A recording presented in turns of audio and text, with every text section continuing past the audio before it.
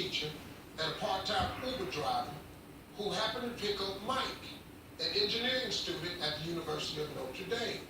Now, while driving, Doug shared that his daughter was born with a birth defect, leaving her with only one finger on each hand.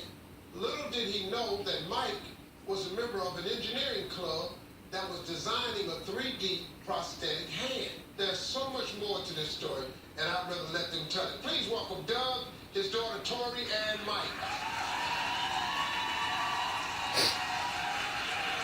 Hello, everybody. Doug, tell me a little bit more about Tori's birth defect. We had adopted 2 girls beforehand, and then my lovely wife, who's always led by God. This video, she's picking up a spoon, and she's using it to get a drink of water out of a cup. And she looks lovely. I'm sure she's blessed in many ways. Are we, as a family, going to be able to handle that? And I just know because God works through Mary that we're going to be able to do that. And it's been a big blessing for us.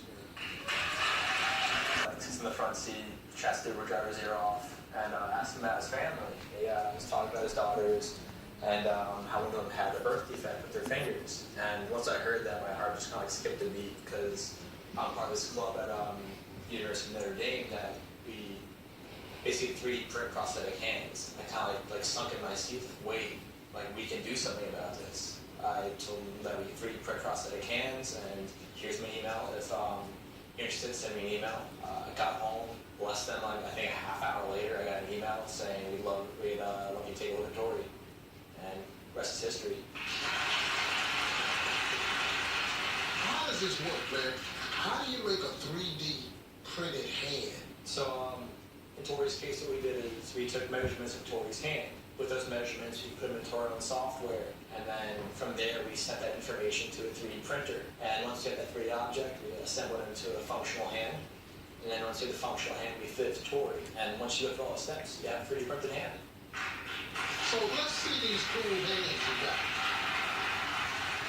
So you can operate the fingers yourself? How does that work?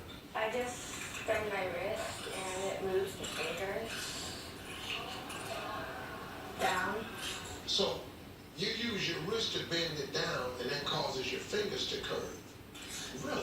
Mm-hmm. Let me ask you this, Tori. What's your favorite thing to do with your new hands? I like to play catch with my dad.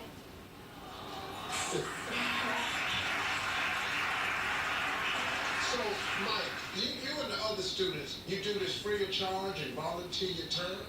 Yeah.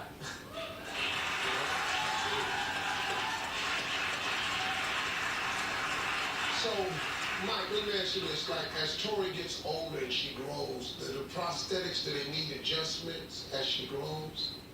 Yes. So we have a very incredibly talented team. We're working on the next generation, the generation after that, until we can reach the point where if Tori gets a little bit bigger, we just plug in a number and the prosthetic gets bigger. Some of the projects we're working on is making more skin color. We're working on making the fingers more flexible by using springs, so she can actually grasp around something. And another project we're trying to make it robotic, so when she flexes a muscle, the computer reads the muscle and closes the fingers. Okay, so you picked Tori, led by God, obviously. Mike, you called for an Uber. Yeah. You happen to get in the car, and he's the driver. Yep. You sit in the front seat. You, like you always do, just strike up a conversation. You share this very unique story with Mike. He learns about Tori's hands and says, wait a minute, we've got a program. Okay, this is not coincidence.